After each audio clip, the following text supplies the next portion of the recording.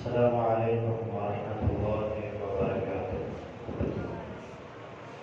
الحمد لله الحمد لله نحمده ونستعينه ونستغفره ونعوذ بالله من شرور أنفسنا ومن سيئات أعمالنا.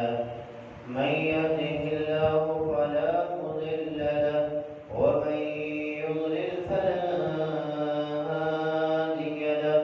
أشهد أن لا إله إلا الله وحده لا شريك له وأشهد أن محمدا عبده ورسوله. اللهم صل على محمد وعلى آل محمد كما صليت على إبراهيم وعلى آل إبراهيم إنك حميد مجيد. اللهم بارك على محمد وعلى آل محمد كما باركت على إبراهيم وعلى آل إبراهيم إنك حميد مجيد. أما بعد فإن أحسن الكلام كلام الله وخير الهدي هدي محمد صلى الله عليه وسلم وشر الأمور محدثاتها وكل محدثة بدعة وكل بدعة ضلالة وكل ضلالة في النار. قال الله تبارك وتعالى في القرآن المجيد والفرقان الحميد: أعوذ بالله السميع العليم من الشيطان الرجيم. يا أيها الذين آمنوا اتقوا الله حق تقاته ولا تموتن إلا وأنتم مسلمون. بسم الله الرحمن الرحيم. يا أيها الناس اتقوا ربكم الذي خلقكم من نفس واحدة وخلق منها زوجها وبث منهما رجالا كثيرا ونساء واتقوا الله الذي تساءلون به والأرحام إن الله كان عليكم رقيبا. يا أيها الذين آمنوا اتقوا الله وقولوا قولا سديدا يصلح لكم أعمالكم ويغفر لكم ذنوبكم ومن يطع الله ورسوله فقد فاز فوزا عظيما. قال الله تبارك وتعالى في مقام آخر: الذين هم على صلاتهم دائمون. तमाम किस्म की तारीफ़ात की बड़ाई और बढ़ाई अल्लाह जल्ल शानहू के लिए खास है। अल्लाह ताला की पाकीज़ा व बरकत हम्द व सना के बाद आगे तलातदार दुरूद व सलाम हो इमामुना फिर दुनिया व इमामुना फिर आखिरा व इमामुना फिर जन्नह जनाब मुहम्मद रसूलुल्लाह सल्लल्लाहु अलैहि वसल्लम की ज़ात इज़्ज़त और आला पर। बरदाने इस्लाम, गुज़श्ता खुतबा जुम्मतुल मुबारक में नेकियों में एक दूसरे से सबकत और जल्दी करने के हवाले से बयान किया गया था।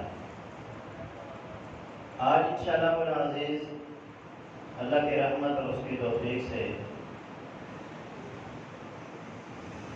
नेकियों पर हमेशगी के हवाले से बयान किया जाएगा। अल्लाह ताला हम सब को इस पर अमल करने की तौफीक अता फरमाए। कुरान मजीद फुरक़ान हमीद सूरह मुमिनून है। अल्लाह तबारक व तआला ने इरशाद फरमाया: अल्लज़ीना हुम अला सलातिहिम दाइमून। कामयाब और कामरान होने वाले वो लोग हैं जो अपनी نمازوں کے اوپر ہمیشگی کرتے ہیں، جو اپنی عبادات کے اوپر ہمیشگی کرتے ہیں، سستی کا مظاہرہ نہیں کرتے، کسی قسم کی کمی کا مظاہرہ نہیں کرتے، جو کام کرتے ہیں اس کو ہمیشہ کے لیے کرتے ہیں۔ صحیح البخاری میں ہے، رسول اللہ صلی اللہ علیہ وسلم نے فرمایا ان احب الاعمال الی اللہ ادومها وان قل، ہمیشہ کیے جانے والا کام چاہے وہ تھوڑا ہی کیوں نہ ہو، وہ زیادہ کیے جانے والا ایک دفعہ دو دفعہ سے بہتر ہے۔ تو جیسے ہمارے ہاں کہاوت ایک ہے کہ انڈے کھاؤ مرغی نہ کھاؤ، کہ انڈے کھاؤ گے تو مسلسل کھاؤ گے، مرغی ایک دفعہ ہی کھاؤ گے، بعد میں انڈوں سے بھی محروم ہو جاؤ گے۔ تو وہ عمل چاہے تھوڑا ہی کیوں نہ ہو، اگر وہ ہمیشہ کے لیے کیا جائے تو وہ ایک دفعہ کرنے سے دو دفعہ کرنے سے، چاہے انسان زیادہ ہی کیوں نہ کرے، اس سے بہتر ہے کہ تھوڑا کرے اور ہمیشہ کے لیے کرے۔ نیک عمل پر ہمیشگی کے حوالے سے تین باتیں ذہن میں رہنی چاہیے۔ ایسا عمل جس کے اوپر انسان ہمیشگی کرے اور تھک جائے، عاجز آ جائے، ایسا عمل بھی اللہ کو پسند نہیں۔ یعنی ایسی عبادت جس کے اوپر انسان اس قدر زیادتی کرے کہ وہ عاجز آ جائے، تھک جائے، اور کرنے سے وہ اس قدر مجبور ہو جائے کہ اب وہ کر ہی نہ سکے، عاجز آ گیا، تو ایسا عمل اللہ کو پسند نہیں۔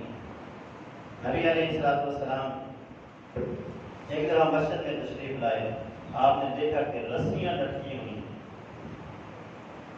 وہ صحابہ نے اپنے قیام کے لیے لٹکائی ہوئی تھی کہ جب وہ تھک جاتے تو وہ ان رسیوں کا سہارا لے کر عبادت کرتے۔ ہماری حالت یہ ہے نا کہ نماز میں اگر قاری صاحب یا امام صاحب جو ہیں وہ 4-5 آیات سے زیادہ پڑھ دیں تو ہمیں بوجھ محسوس ہوتا ہے، اور یہ صحابہ کی سیرت ہے کہ وہ اس قدر زیادہ لمبا قیام کرتے اور روزانہ کرتے۔ اللہ کے رسول صلی اللہ علیہ وسلم نے فرمایا ان رسیوں کو کاٹ دیا جائے، اور آگے آپ نے فرمایا ان اللہ لا یمل حتی تملوا، فرمایا اللہ نہیں تھکے گا، تم تھک جاؤ، عاجز آ جاؤ۔ وہ ایک صحابی تھے، اللہ کے رسول صلی اللہ علیہ وسلم کے پاس آئے تو آپ نے ان سے کہا کہ تو روزانہ قرآن نہ پڑھ، مہینے میں ایک دفعہ ختم کیا کرو۔ تو انہوں نے کہا نہیں میں اس سے زیادہ طاقت رکھتا ہوں۔ آپ نے 15 دن میں پڑھا، اس نے کہا نہیں میں اس سے زیادہ بھی طاقت رکھتا ہوں۔ پھر وہ اس طرح کرتے کرتے آپ نے 3 دن سے کام نہیں، پھر انہوں نے کہا یہ روزوں کے حوالے سے میں روزانہ روزہ رکھوں، آپ نے روزانہ نہ رکھوں، ہفتے میں 2 دن رکھو، مہینے میں 3 دن رکھو۔ انہوں نے کہا جی میں اس سے زیادہ طاقت رکھتا ہوں۔ آپ نے فرمایا ایک دن چھوڑو ایک دن رکھو، یہ اللہ کے نبی داؤد علیہ السلام کے روزے ہیں، اور وہ اس کے اوپر ہمیشگی کرتے رہے، اور جب بڑھاپے میں پہنچے تو پھر کہتے کاش کہ میں نے اللہ کے رسول صلی اللہ علیہ وسلم کی وہ رخصت لے لی ہوتی جو آپ نے مجھے دی تھی، اور میں نے ضد کر کے اپنے اوپر زیادہ بوجھ ڈالا، اور آج میرے لیے مشکل ہو رہی ہے اور مجھ سے روزہ رکھا نہیں جاتا اور قرآن اتنا پڑھا نہیں جاتا۔ پھر وہ اپنے حصے کا روزہ کسی کو رکھواتے، روزانہ فدیہ دیا کرتے کہ میں اب روزہ نہیں رکھ سکتا، بوڑھا ہو گیا ہوں، بڑھاپے کی وجہ سے یہ عمل نہیں کر سکتا، تو اب اس کا فدیہ دوں۔ تو ایسا عمل جس کے اوپر انسان عاجز آ جائے، تھک جائے اور کرنے سے وہ عاجز آ جائے، تو اس کو ایسا عمل نہیں کرنا چاہیے، اتنا کرنا چاہیے جتنا وہ ساری زندگی کر سکے۔ یہی چیز نصارہ کے اندر، یہودیوں کے اندر پائی گئی، اہل کتاب کے اندر۔ اللہ فرماتا ہے وَرَهْبَانِيَّةً ابْتَدَعُوهَا، انہوں نے رہبانیت کو ایجاد کیا، یعنی دنیا سے تعلق توڑ لیا اور جنگلوں میں نکل گئے، صحراؤں میں نکل گئے، پہاڑوں کے اوپر نکل گئے، گھر بار کو چھوڑ دیا، بیوی بچوں سے دور ہو گئے۔ یہ انہوں نے اپنے اوپر فرض کر لیا، مَا كَتَبْنَاهَا عَلَيْهِمْ، اللہ فرماتا ہے یہ ہم نے ان کے اوپر فرض نہیں کیا تھا، یہ ہم نے ایسا کرنا ان کے اوپر لکھا نہیں تھا، لیکن انہوں نے لکھ لیا، اس لیے ابتغاء رضوان اللہ، اللہ کی رضا کو چاہنے کے لیے، فما رعوها حق رعایتها، پھر انہوں نے اس کا حق بھی ادا نہیں کیا، اپنے اوپر ایک کام فرض کر لیا لیکن اس کام کو پھر انہوں نے پورا بھی نہ کیا اور اس کے اندر کمی اور خدائی رہ گئی۔ تو ایسا عمل جس کے کرنے سے انسان بعد میں عاجز آ جائے، اس عمل کے کرنے سے گریز کرنا ہے، اتنا عمل کرنا ہے جتنا انسان بڑھاپے کے اندر بھی اس کو جاری و ساری رکھ سکے۔ دوسری چیز نیکی کے حوالے سے یہ ہے کہ ایسا عمل جس کا تسلسل انسان جاری و ساری نہ رکھ سکے، وہ عمل بھی اللہ کے ہاں پسندیدہ نہیں۔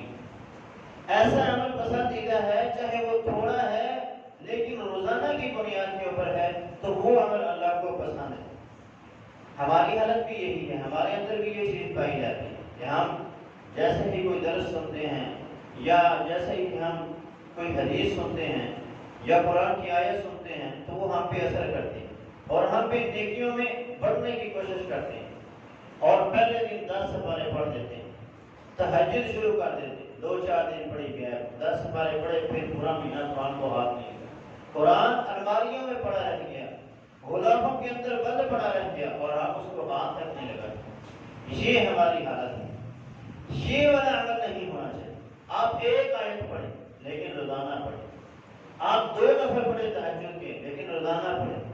یہ نہیں ہے کہ ایک دن آپ نے پڑھ لیا 10 دن آپ غائب ہو گئے۔ آپ جو عمل کریں ہمیشہ کے لیے کریں، اور چاہے وہ عمل تھوڑا ہی کیوں نہ ہو۔ نبی علیہ السلام سے ایک خواب پوچھی گئی، یہ خواب دیکھنے والے سیدنا عبداللہ بن عمر رضی اللہ عنہ فرماتے ہیں مجھے خواب آیا کہ مجھے 2 بندوں نے پکڑا ہے، ایک کنویں کے پاس لائے، تو میں نے اس کنویں میں جھانکا تو وہاں آگ تھی اور اس کے اندر کچھ لوگ جل رہے تھے۔ میں نے ڈرتے ہوئے یہ خواب اللہ کے رسول سے نہ پوچھا تو میں نے اپنی بہن حفصہ سے کہا کہ تو اللہ کے رسول صلی اللہ علیہ وسلم سے پوچھ کہ اس خواب کی تعبیر ہے۔ آپ نے کہا اے حفصہ یہ خواب کس نے دیکھا؟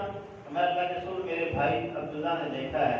تو آپ نے کہا اپنے بھائی سے کہو نعم الرجل عبداللہ، عبداللہ بڑا ہی اچھا آدمی ہے، لو کان باللیل مصلیا، اگر وہ ہمیشہ کے لیے ساری رات، ہمیشہ کے لیے رات کا قیام کرے، یعنی وہ اس کی عادت یہ ہے کہ وہ کبھی قیام کرتا ہے، کبھی تہجد پڑھتا ہے، کبھی چھوڑ دیتا ہے، اس کو چاہیے کہ وہ مسلسل تہجد کی نماز پڑھے، اس کو چھوڑے گا۔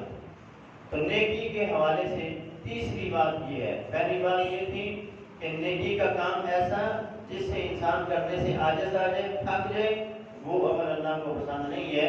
دوسری چیز یہ ہے کہ نیکی کرے تو مسلسل کرے، ایک دن کرے، 2 دن کرے، چھوڑ دے، یہ عمل اللہ کو پسند نہیں ہے۔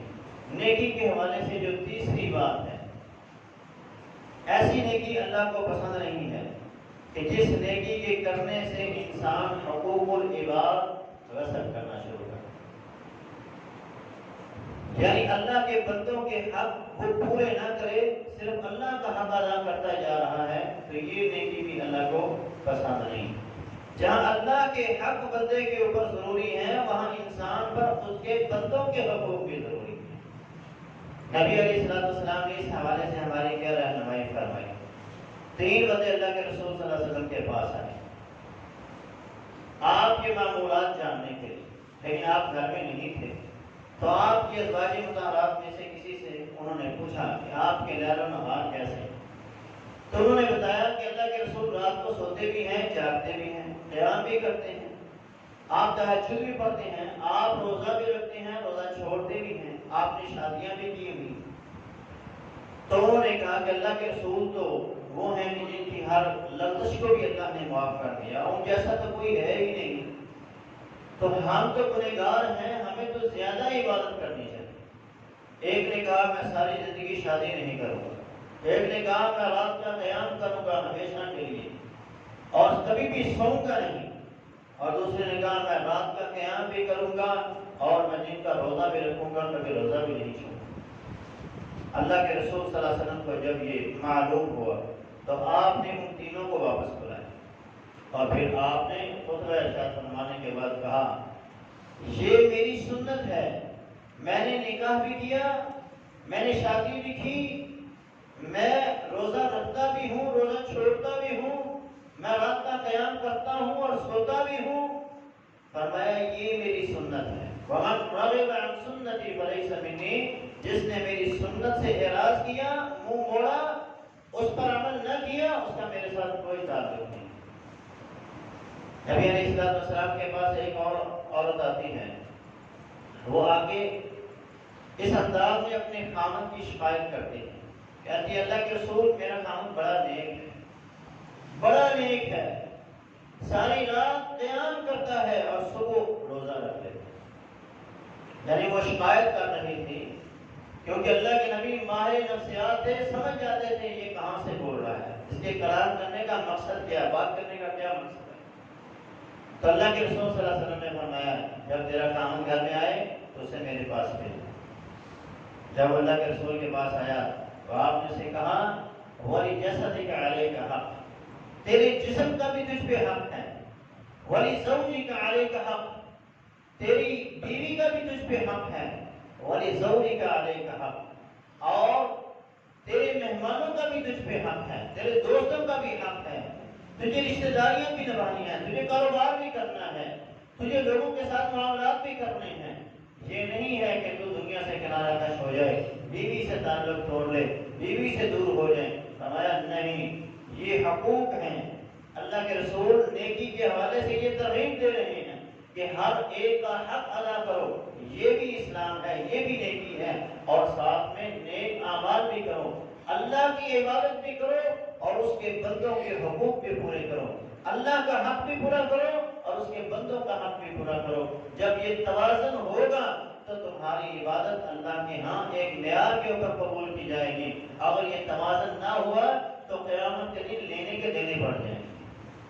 تو اس لیے نیکی کے حوالے سے یہ تین باتیں ذہن میں رہنی چاہیے، اور اس کے بعد پھر انسان کو اللہ کے رسول صلی اللہ علیہ وسلم کی زندگی، صحابہ کی زندگی، تابعین کی زندگی کو دیکھنا چاہیے کہ وہ نیکی کے اوپر کیسے ہمیشگی کرتے ہیں۔ رسول اللہ صلی اللہ علیہ وسلم کی سیرت کو دیکھیے، نبی علیہ السلام جب کوئی عمل کرتے تو اس کو ہمیشہ کے لیے کرتے، یہ نہیں کہ آج شروع کیا ہے، 2 دن پڑھا، 2 دن کیا پھر چھوڑ دیا، 3 دن کیا چھوڑ دیا، نہیں، آپ نے جس عمل کو کیا ہمیشہ کے لیے کیا، چاہے وہ عمل تھوڑا ہی کیوں نہ۔ نبی علیہ السلام کے پاس وفد عبد القیس اسلام قبول کرنے کے لیے آئے اور آپ ان سے باتیں کرتے رہے، اور یہ ظہر کا وقت تھا۔ ظہر کے بعد آپ ان سے بات کرنا شروع ہوئے حتیٰ کہ عصر کی اذان ہو گئی۔ اللہ کے رسول صلی اللہ علیہ وسلم نے نماز پڑھائی اور پھر اپنے گھر چلے، اور گھر جا کر آپ نے ظہر کی جو سنتیں رہ گئی تھی وہ آپ نے عصر کے بعد ادا کر۔ یہ اللہ کے رسول صلی اللہ علیہ وسلم کا عمل ہے کہ آپ نے کبھی سنتے نہیں چھوڑے، اور پھر آپ نے اگر رہ گئی ہیں تو ان کو بعد میں ادا کی۔ اب یہ جو بعد میں ادا کی ہیں اس کے بارے میں بھی سیدہ عائشہ فرماتی ہیں اللہ کے رسول صلی اللہ علیہ وسلم پھر ساری زندگی جب تک آپ زندہ رہے آپ عصر کے بعد ان 2 سنتوں کو کبھی چھوڑتے نہیں۔ ظہر کی سنتیں بھی پڑھتے تھے لیکن عصر کے بعد گھر میں آ کر پھر آپ یہ 2 سنتیں ضرور لازمی پڑھا کرتے تھے۔ یہاں ایک مسئلے کی وضاحت کر دینا چاہتے ہیں، عصر کے بعد اور فجر کے بعد نوافل پڑھنا منع ہے، یہ بھی حدیث ہے، لیکن اللہ کے رسول صلی اللہ علیہ وسلم نے پڑھے۔ ابو داؤد میں ایک حدیث ہے جس کے الفاظ یہ ہیں لا صلاۃ بعد العصر الا والشمس مرتفعۃ حیۃ نقیۃ بیضاء، کہ عصر کے بعد کوئی نماز نہیں ہے یہاں تک کہ سورج بلند ہو، چمک رہا ہو، روشن ہو، اور ابھی صبح مائل نہ ہو رہا ہو، غروب ہونے کی طرف نہ جا رہا ہو، اس کی روشنی مدھم نہ ہوئی ہو، تو پھر تم لوگ نماز پڑھ سکتے ہو۔ اور فرضی نماز کا جو وقت ہے وہ تو سورج غروب ہونے سے آپ 1 رکعت پہلے بھی اگر 1، 2 منٹ، 3 منٹ پہلے بھی شروع کرتے ہیں تو آپ کی نماز وقت کے اندر ادا ہو، جیسا کہ حدیث میں آتا ہے، آپ نے فرمایا من ادرک رکعۃ قبل الغروب فقد ادرک الصلاۃ، جس نے غروب ہونے سے پہلے 1 رکعت بھی پانی عصر کی اس نے عصر کی نماز کو اس کے وقت کے اندر پا لی۔ تو فرض نماز کے لیے کوئی ممنوع اوقات نہیں، نفل نماز کے لیے ممنوع اوقات ہیں جو فجر کے بعد سے لے کر سورج کے غروب ہونے تک۔ وہ کیا ہے کہ آپ نفلی عبادت نہیں کر سکتے۔ فجر کی سنتوں کو آپ فجر کی نماز کے بعد بھی ادا کر سکتے ہیں، اور عصر کے بعد تب تک آپ کر سکتے ہیں جب تک سورج صاف اور چمک رہا ہے، روشن ہے اور بلند ہے۔ فجر کی سنتیں اور نماز وتر، نبی علیہ السلام نے یہ کبھی سفر میں بھی سنتے نہیں چھوڑی۔ سفر میں حالانکہ فرض نماز کو اللہ ادا کر دیتا ہے، لیکن ان دو چیزوں کو اللہ کے رسول صلی اللہ علیہ وسلم نے کبھی سفر میں بھی نہیں چھوڑا۔ حضرت میں تو چھوڑنے کی بات ہی نہیں کہ اللہ کے رسول صلی اللہ علیہ وسلم کی یہ سیرت تھی کہ آپ سفر میں ہوتے یا حضر میں ہوتے، فجر کی دو سنتیں جو ہیں ان کو آپ چھوڑتے نہیں۔ اور ان دو سنتوں کے بارے میں آپ نے فرمایا رکعتای الفجر خیر من الدنیا وما فیہا، دنیا میں جو کچھ ہے، یہ دنیا اور اس میں جو کچھ ہے، اس سے یہ دو رکعتیں بہتر ہیں۔ ایک بندے کے پاس یہ پوری دنیا ہو اور ایک بندہ یہ دو نفل ادا کر لے، دو سنتیں فجر کی پڑھ لے، یہ دو سنتیں اس کی پوری دنیا سے افضل ہیں۔ اس لیے ان کے اوپر ہمیشہ کرنا ہے اور انہیں چھوڑنا نہیں ہے۔ یہ اللہ کے رسول صلی اللہ علیہ وسلم کی سیرت ہے۔ نبی علیہ السلام سے حضرت عائشہ نے ایک دفعہ پوچھا، ہے اللہ کے رسول، میرے پاس ایک یہودی عورت آئی اور اس نے مجھ سے سوال کیا کہ مجھے کچھ کھانے کے لیے دیا ہے، تو آپ نے فرمایا میں نے اسے ایک یا دو کھجوریں تھی میرے پاس، وہ میں نے اس کو دے دی۔ تو اس نے جاتے ہوئے مجھے کہا اللہ تجھے اس کے بدلے عذاب قبر سے محفوظ رکھے۔ فرمایا میں حیران ہوئی کہ عذاب قبر بھی ہوتا ہے۔ اللہ کے رسول نے فرمایا نعم عذاب قبر حق، اے عائشہ عذاب قبر حق ہے، اس کے اندر کوئی شک نہیں، قبر میں عذاب ہوتا ہے۔ فرمایا پھر میں نے اس کے بعد اللہ کے رسول صلی اللہ علیہ وسلم کو دیکھا، فما رأیت رسول اللہ صلی اللہ علیہ وسلم صلی صلاة الا تعوذ من عذاب القبر۔ فرمایا اس کے بعد میں نے کبھی اللہ کے رسول کو نہیں دیکھا کہ آپ نے کوئی نماز پڑھی ہو اور اس نماز میں آپ نے اللہ سے عذاب قبر سے پناہ نہ مانگی۔ آپ یہ دعا پڑھا کرتے تھے اللہم انی اعوذ بک من عذاب القبر، اے اللہ میں تجھ سے عذاب قبر سے پناہ چاہتا ہوں کہ تم مجھے عذاب قبر سے محفوظ فرما۔ اللہ ہمیں بھی عذاب قبر سے محفوظ فرمائے، اور اس دعا کو یاد کر کے اپنی نماز کی دعاؤں کے اندر جو تشہد میں آپ پڑھتے ہیں، جہاں آپ ربی جاننے پڑھتے ہیں، وہاں آپ اللہم انی اعوذ بک من عذاب القبر واعوذ بک من عذاب جہنم، یہ والی دعا ہے۔ 5 چیزیں تھیں جن سے اللہ کے نبی صلی اللہ علیہ وسلم اللہ سے پناہ طلب کرتے تھے کہ اللہ مجھے ان سے محفوظ فرما۔ اور اس کے بعد اللہم انی ظلمت نفسی ظلما کثیرا، یہ والی دعا اللہ کے نبی صلی اللہ علیہ وسلم پڑھا کرتے تھے۔ اور بھی دعائیں ہیں جو اللہ کے رسول پڑھا کرتے تھے۔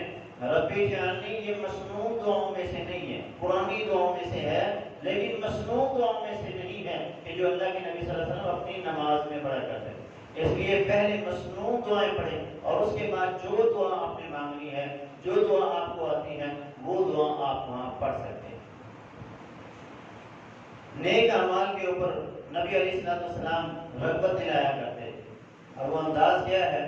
آپ فرماتے ہیں من صلی للہ 40 لیلۃ فی جماعت، جو بندہ 40 دن یا 40 راتیں جماعت کے ساتھ نماز ادا کر لے، کتب لہ براءۃ، اللہ اس کو 2 برات، 2 آزادیاں دیتا ہے، براءۃ من النفاق و براءۃ من النار۔ ایک اللہ اس کو جہنم سے آزاد کر دیتا ہے اور دوسرا اللہ اس کو نفاق سے آزاد کر دیتا ہے، یعنی وہ بندہ منافق نہیں رہے گا اور وہ بندہ اللہ کی جہنم میں جائے گا نہیں، اللہ اس کے اوپر جہنم کی آگ کو حرام کر دے گا۔ وہ بندہ کون ہے؟ جس نے 40 دن باجماعت نماز ادا کی۔ 40 دن نماز باجماعت ادا کرنا یہ امام کے بس کی بات بھی نہیں، یہ بہت اللہ کا فضل ہوتا ہے اس بندے کے اوپر جو 40 دن باجماعت نماز ادا کر لے گا۔ آپ امام کو دیکھ رہے ہیں، وہ بھی ہفتے 1.5 بعد ایک چھٹی مار جائیں، تو یہ بہت مشکل عمل ہے، لیکن اگر انسان اس کو ہمیشگی سے کر لے تو یہ 2 فضیلتیں اللہ اس کو عطا فرما دے۔ اب یہ جو 40 دن کا عمل ہے یہ کس لیے ہے؟ نماز تو اس کو پوری زندگی پڑھنی ہے، یہ نہیں کہ 40 دن پڑھنے کے بعد وہ نماز کو چھوڑ دے گا تو جہنم سے آزاد ہو جائے گا، نہیں، یہ 40 دن کا جو کوٹا ہے، یہ جو چلا اسے لگوایا جا رہا ہے 40 دن کا، یہ اسی لیے ہے کہ اس کی پریکٹس ہو جائے، اس کی عادت بن جائے، اس کے اندر یہ کام کرنے کی ہمیشہ کے لیے رغبت پیدا ہو جائے۔ جب 40 دن کوئی بندہ کسی کام کو مسلسل کرتا ہے تو اس کی عادت اس کی نیچر کے اندر شامل ہو جاتا ہے۔ 41ویں دن وہ خود بخود فجر کی نماز کے ٹائم اٹھ کے بیٹھ جائے گا، اور یہ اللہ کی طرف سے اس کی عادت کے اندر چیزیں پیدا کی جاتی ہیں۔ تو 40 دن یہ رغبت دلانے کے لیے ہے اور ہمیشہ کے لیے ہے کہ بندہ اس کام کو ہمیشہ کرتا ہے۔ اسی طرح نبی علیہ السلام نے یہ بھی رغبت دلائی، جنت میں جانا چاہتے ہو، جب فرض نماز پڑھو تو فرض نماز کے بعد، ہر فرض نماز کے بعد اگر کوئی مومن مسلمان حالت توحید میں ہے، عقیدہ توحید میں اتباع سنت کے اوپر عمل کرتے ہوئے وہ نماز کی ادائیگی کرتا ہے تو اللہ رب العالمین اس نماز کے بعد جب وہ آیت الکرسی پڑھتا ہے تو جب وہ فوت ہوتا ہے تو سیدھا جنت کے اندر جاتا ہے۔ اس کے اور جنت کے درمیان صرف موت ہوتی ہے۔ جو ہمیشہ ہر نماز کے فرض نماز کے بعد آیت الکرسی پڑھے گا، اس کے اور جنت کے درمیان صرف موت ہے، موت آئی اور وہ جنت میں داخل ہو۔ تو یہ ہمیشگی کا صلہ ہے کہ آپ نیک عمل کے اوپر ہمیشگی کریں گے تو اللہ اس کے بدلے میں آپ کو کیا کچھ عطا فرمائے گا۔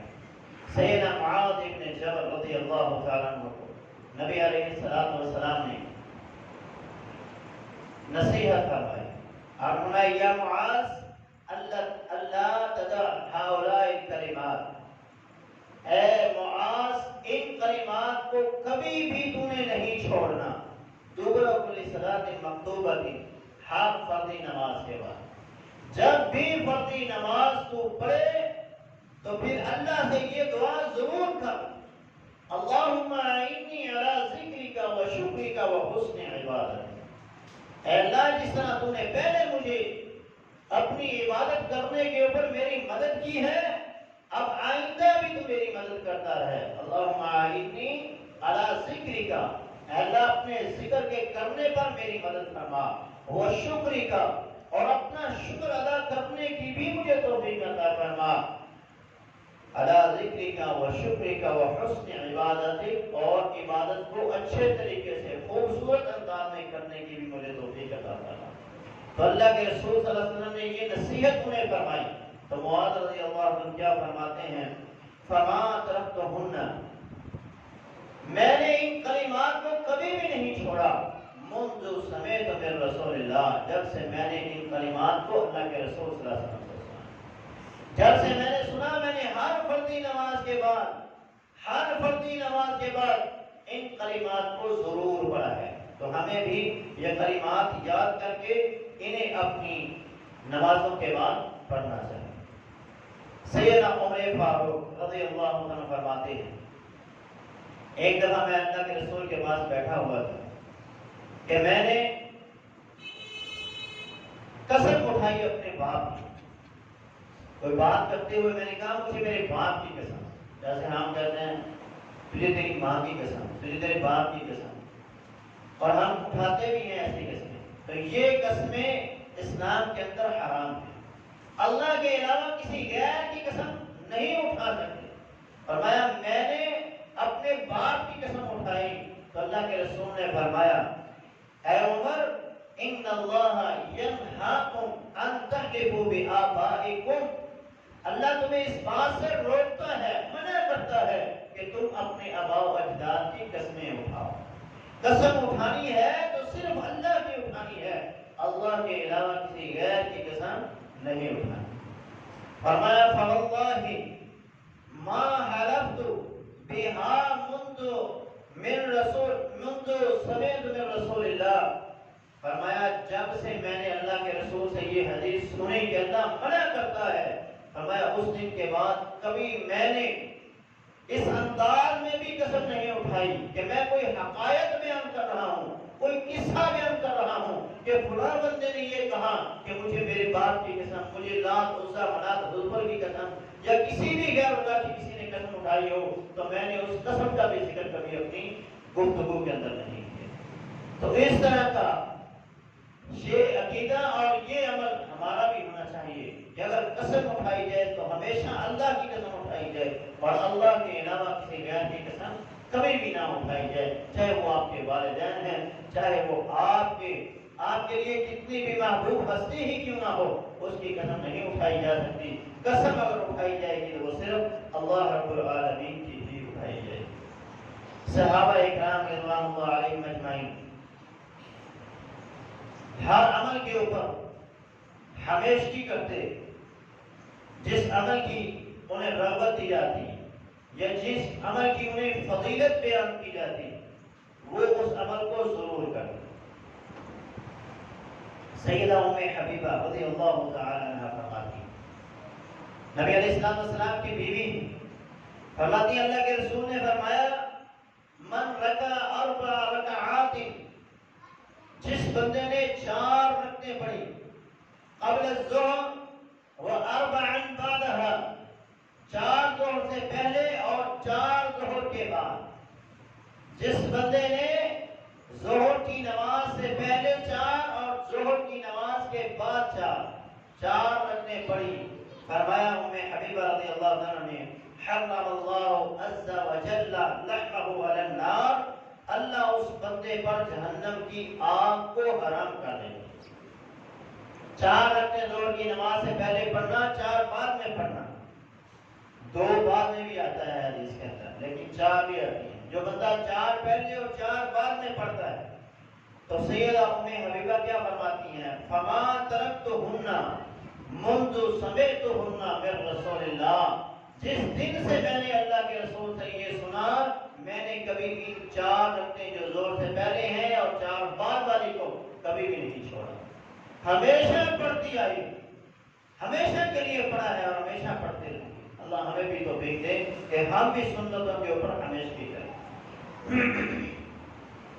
سیدہ ام حبیبہ رضی اللہ عنہ ایک اور حدیث بیان کرتی ہیں، فرماتی اللہ کے رسول صلی اللہ علیہ وسلم نے فرمایا،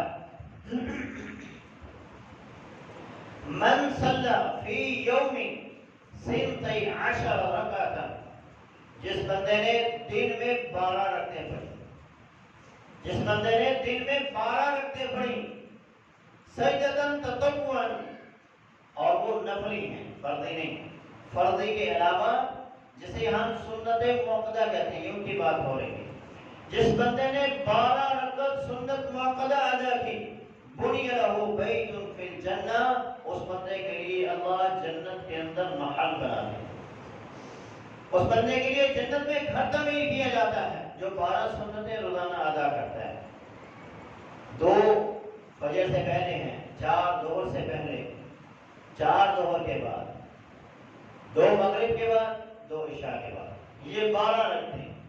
جو بندہ یہ 12 رکعتیں ادا کرتا ہے، اللہ رب العالمین اس کے لیے جنت کے اندر محل بنا دے۔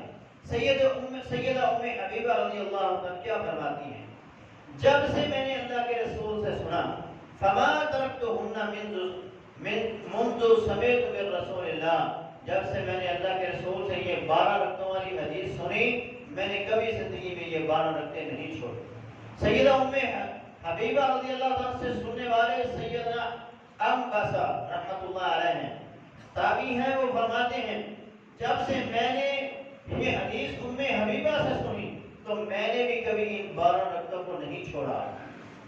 پھر انبسہ سے عمر بن اوس بیان کرتے ہیں کہ میں نے جب سے انبسہ سے سنا، میں نے بھی کبھی ان 12 رکعتوں کو نہیں چھوڑا۔ اور عمر بن اوس سے نعمان بن سالم نے سنا تو نعمان بن سالم کہتے ہیں جب سے میں نے یہ حدیث عمر بن اوس سے سنی اس کے بعد میں نے بھی کبھی ان سنتوں کو نہیں چھوڑا۔ اللہ تعالیٰ ہمیں بھی یہ 12 سنتیں روزانہ ادا کرنے کی توفیق عطا فرمائے۔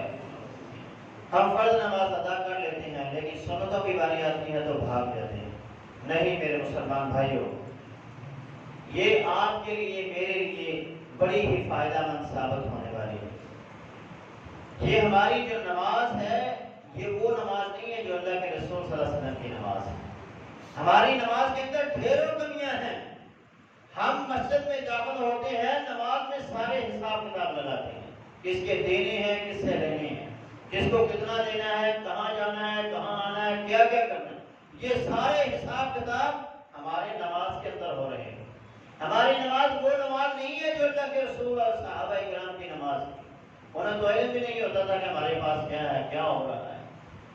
ہم تو پورے حساب کتاب لگاتے ہیں، ایک ایک منٹ کا حساب ہوتا ہے کہ قاری صاحب نے آج نماز میں 2 منٹ زیادہ کر دیے تو ہم بعد میں کہتے ہیں خیر سی قاری صاحب آج 2 منٹ اتنے ہو گئے۔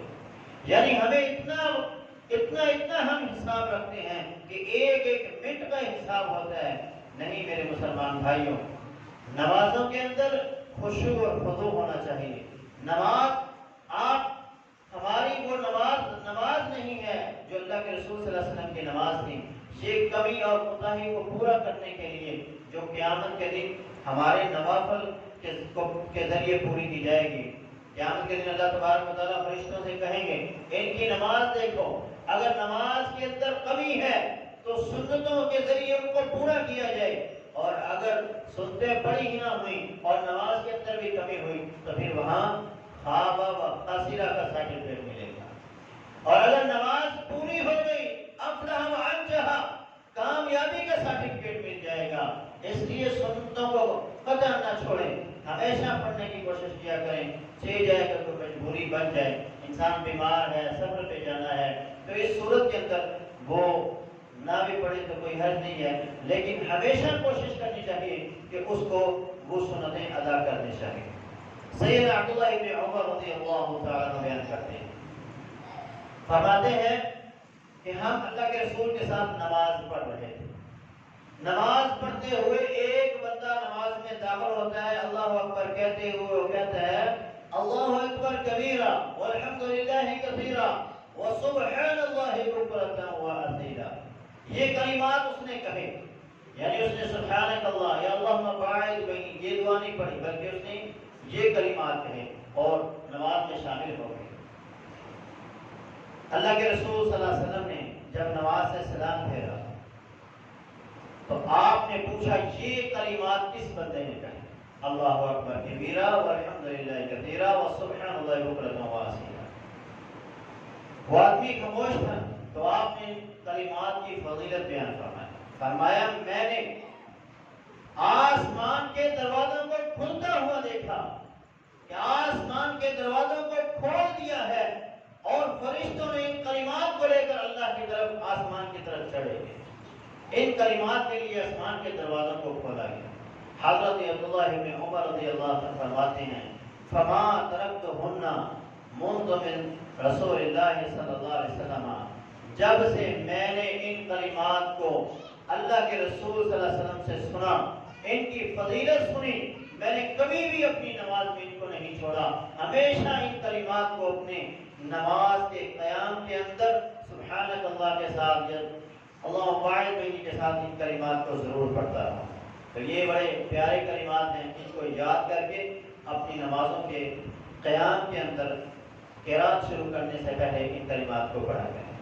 سیدنا علی رضی اللہ عنہ فرماتے ہیں ہمارے پاس خادم نہیں تھا، غلام نہیں تھا، تو اللہ کے رسول صلی اللہ علیہ وسلم کے پاس خادم اور غلام آئے، تو آپ کے پاس میں نے اپنی بیوی فاطمہ رضی اللہ عنہ کو کہا کہ آپ اللہ کے رسول کے پاس جائیں اور ان سے کہیں کہ یہ جو غلام آپ کے پاس آئے ہوئے ہیں ان میں سے ہمیں بھی یہ غلام دے دیں، کام کر کر کے تھک جاتی ہوں اور میرے ہاتھوں پہ چھالے پڑ چکے ہیں محنت کرتے ہوئے، گھر کے کام کرتے ہوئے، آپ مجھے بھی ایک خادم دے دیجیے۔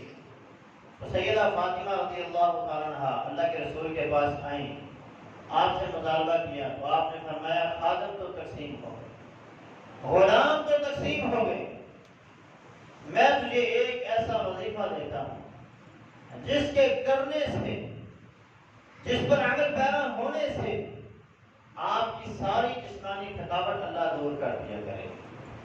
فرمایا اللہ کے رسول بتا دیجیے، غلام نہیں تو وظیفہ ہی صحیح۔ وہ وظیفہ لے کر گھر آ گئی، سیدنا علی رضی اللہ عنہ کو بھی بتایا اور وہ اس کو پڑھتی رہی۔ اور سیدنا علی رضی اللہ عنہ کیا فرماتے ہیں کہ اللہ کے رسول نے ہمیں وہ وظیفہ کیا بتایا، 33 بار سبحان اللہ، 33 بار الحمدللہ اور 34 بار اللہ اکبر۔ یہ نمازوں کے بعد بھی ہے۔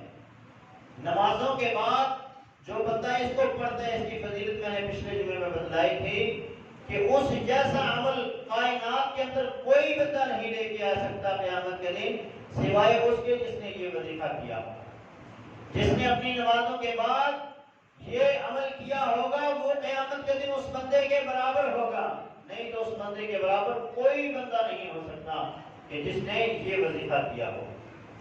اور یہ وظیفہ رات کے وقت ہے کہ جب آپ اپنے بستر پر آئیں تو اس وقت 33 بار سبحان اللہ، 33 بار الحمدللہ اور 34 بار اللہ اکبر کہیں، اور پھر اپنے ہاتھوں پر پھونک کر اس کو پورے جسم پر مل لیں، جہاں جہاں تک آپ کا ہاتھ پہنچتا ہے وہاں وہاں تک آپ ملیں۔ اس کی برکت سے اللہ آپ کے جسم کی ہر درد، ہر تھکاوٹ اور ہر تکلیف کو دور کر دے گا، اور صبح جب آپ اٹھیں گے تو فریش ہو کر اٹھیں۔ حضرت علی کیا فرماتے ہیں، جب سے میں نے ان کلمات کو فاطمہ رضی اللہ عنہ سے سنا، اس کے بعد میں نے کبھی ان کلمات کو نہیں چھوڑا، جب بھی رات کو سوتا تھا ان کلمات کو پڑھ کے سوتا تھا۔ تو ان کلمات کو آپ یاد کر لیں، بڑے آسان کلمات ہیں، اور رات کے وقت اور اپنی نمازوں کے بعد ان کلمات کو ضرور پڑھیں۔ سیدنا ثوبان رضی اللہ رحمۃ اللہ علیہ، سیدنا ثوبان رضی اللہ تعالیٰ عنہ، یہ صحابی رسول ہے، اللہ کے رسول کے پاس آئے اور ان کے ساتھ اور بھی صحابہ اسلام قبول کیا۔ اللہ کے رسول صلی اللہ علیہ وسلم نے ان سے عہد معاہدہ کیا، بیعت لی، اور بیعت لیتے ہوئے آپ نے کہا میں تم لوگوں سے اس بات پہ بیعت لے رہا ہوں کہ تم لوگوں نے کبھی کسی کے سامنے ہاتھ نہیں پھیلانا، کسی سے مانگنا نہیں ہے۔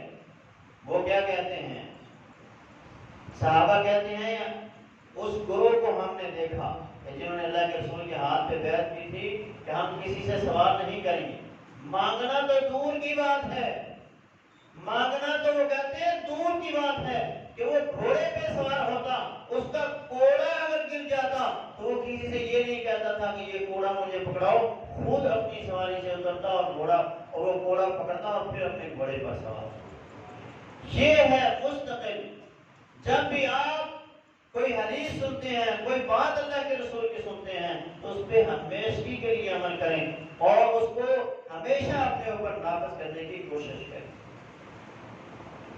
یہ صحابہ، تابعین، محدثین کے واقعات اس طرح کے بہت ہیں۔ ہمارے ہاں بھی ایسے علماء اور ایسے لوگ موجود ہیں کہ جنہوں نے اللہ کے رسول صلی اللہ علیہ وسلم کے فرامین کے اوپر ہمیشگی کی ہے۔ عبد المنان وزیر آبادی رحمۃ اللہ علیہ، ان کی مسجد میں ایک خطیب تھے جن کا نام عمر دین تھا، وزیر آباد کی یہ مسجد ہے۔ تو جو ان کا زندگی کا آخری خطبہ تھا، وہ خطبہ دیتے ہوئے کیا کہتے ہیں، کہتے ہیں اللہ میرے پاس کوئی ایسا عمل نہیں ہے کہ جس عمل کو میں تیرے سامنے لاؤں اور مجھے اس پہ امید ہو کہ میری اس پہ بخشش ہو جائے۔ ایسا عمل میری نظر میں مجھے نظر نہیں آتا، لیکن ایک عمل میں نے زندگی میں ایسا کیا ہے کہ میں نے آج تک تیرے علاوہ کسی کے سامنے ہاتھ نہیں پھیلایا، یہ عمل ہے میرے پاس۔ تو یہ جیسے صحابہ کی سنت ہے، صحابہ اللہ کے رسول کے فرامین پہ عمل کرتے، ایسے ہی اللہ کے نیک بندے اور اللہ کے اولیاء، علماء، صالحین لوگ بھی اسی طرح ہی عمل کرتے تھے۔ سعید بن مسیب رحمۃ اللہ علیہ، یہ حضرت ابو ہریرہ رضی اللہ عنہ کے داماد ہیں۔ ان کے بارے میں محدثین کیا فرماتے ہیں، ہماری حالت تو یہ ہے نا، اب جمعہ ختم ہونے والا ہو گیا لیکن ابھی تک لوگ اپنے اپنے کاروبار کے اندر مشغول ہیں، گھروں میں بیٹھے ہیں، مجلسیں لگی ہیں، گپیں لڑ رہی ہیں، فضول گفتگو، نیٹ کے اوپر بیٹھے ہوئے ہیں، اپنے کام کرتے جا رہے ہیں۔ اور ان کی سیرت کیا ہے، محدثین لکھتے ہیں کہ 40 سال، 1 2 سال 3 سال کی بات نہیں، 1 2 3 دن کی بات نہیں، 40 سال یہ مسجد نبوی میں رہے، اور کوئی دن ایسا نہیں ہوتا تھا اور کوئی اذان ایسی نہیں ہوتی تھی کہ اذان ہوتی ہو اور یہ اذان کے بعد مسجد میں آئیں، اذان ہونے سے پہلے یہ مسجد میں آ جاتے تھے۔ یہ ہے مستقل مذاہب۔ کہ آپ ہمیشہ باجماعت نماز ادا کیا کرتے تھے اور کبھی بھی 40 سال میں آپ کی تکبیر اولیٰ ایک مرتبہ بھی فوت نہیں. یہ ہے مستقل مذاہب. سیدنا جریر بن عبداللہ رضی اللہ تعالیٰ نبی علیہ السلام کے بعد جب آئے اسلام قبول کیا. اللہ کے رسول صلی اللہ علیہ وسلم نے ان سے یہ عہد اور معاہدہ لیا کہ تو نے ہر مومن مسلمان کے ساتھ خیر خواہی والا معاملہ کرنا. اور یہ ساری زندگی کرتے ہوئے. اور ایک ان کی زندگی کا واقعہ بڑا مشہور ہوا. انہوں نے اپنے غلام سے کہا یہ 300 درہم دو اور بازار سے میرے لیے ایک گھوڑا خرید کے لاؤ. غلام بازار میں جاتا ہے, ایک گھوڑا خریدتا ہے, گھوڑے والے سے بات کرتا ہے تو گھوڑے کا مالک کہتا ہے میری مجبوری ہے لیکن میرا گھوڑا قیمتی ہے تو مجھے 300 سے زیادہ پیسے چاہیے. تو اس نے کہا اگر 300 سے زیادہ چاہیے تو پھر تو میرے مالک سے بات کر. میں نے تو 300 درہم کا ہی لینا ہے, دینا ہے تو ٹھیک ہے, نہیں تو میرے مالک کے پاس آؤ. وہ مالک کے پاس چلے گئے. سیدنا جریر بن عبداللہ اس گھوڑے پہ سوار ہوئے. آپ نے دیکھا یہ گھوڑا بڑا نسلی گھوڑا ہے. آپ گھوڑے پہ سوار ہوئے, دوڑانے کے بعد کہا تیرا گھوڑا قیمتی ہے, اس کا ریٹ بڑھاؤ. اس نے کہا جی 400 درہم دے دیں. آپ نے فرمایا اچھا ٹھہرو. پھر گھوڑے پہ سوار. اسی طرح آپ کرتے رہے یہاں تک کہ جو 400 درہم میں وہ گھوڑا دے رہا تھا آپ نے وہ گھوڑا اس سے 800 درہم میں خریدا. اور پھر غلام نے کہا یہ جو 400 درہم میں مان گیا تھا آپ نے 800 درہم دیے. فرمایا میں نے اللہ کے رسول صلی اللہ علیہ وسلم کے ہاتھ پہ ہاتھ رکھ کے یہ بیعت کی تھی کہ میں ہر مومن مسلمان کے ساتھ خیر خواہی کروں گا, کسی کے ساتھ زیادتی نہیں کروں. ہمیں بھی یہی معاملہ کرنا چاہیے. یہ نہیں ہے کہ جو ہماری چھری کے نیچے آ گیا اس کو کاٹ دیں, اب اس کو چھوڑے نہیں. جب ایک دفعہ آ گیا تو دوبارہ آنے کی زحمت نہ کریں, ایک دفعہ اس کو پورا نہ چھوڑ. ایسا کام نہیں کریں. ماضی قریب میں حکیم صادق سیالکوٹی رحمۃ اللہ علیہ ان کا بڑا ایک مشہور واقعہ ہے کہ جب وہ ڈپٹی باغ والی مسجد اس کی بنیاد رکھ رہے تھے تو اس وقت انہوں نے کہا اس مسجد کی بنیاد وہ بندہ رکھے گا جس نے کبھی عصر کی نماز جماعت سے ترک نہ کی. عصر کی نماز جماعت سے ترک نہ کی ہو. تو آپ کے پاس ایک بزرگ آئے, انہوں نے کہا حکیم صاحب پھر یہ نیک کام آپ ہی کریں کیونکہ میں نے اپنی زندگی میں آپ کو کبھی عصر کی سنتیں چھوڑتے ہوئے نہیں. تو اس طرح کا عمل ہونا چاہیے کہ جو آپ کرتے ہیں اس پہ ہمیشگی کریں, چاہے تھوڑا کریں لیکن ہمیشہ کریں. اللہ رب العالمین نیکیوں پر ہمیشگی کرنے کی ہمیں توفیق عطا فرمائے اور ہمیشہ نیک کام کرنے میں بڑھ چڑھ کر حصہ لینے اور اس کے اوپر ہمیشگی کرنے کی توفیق عطا فرمائے. اقول قولی ھذا استغفر اللہ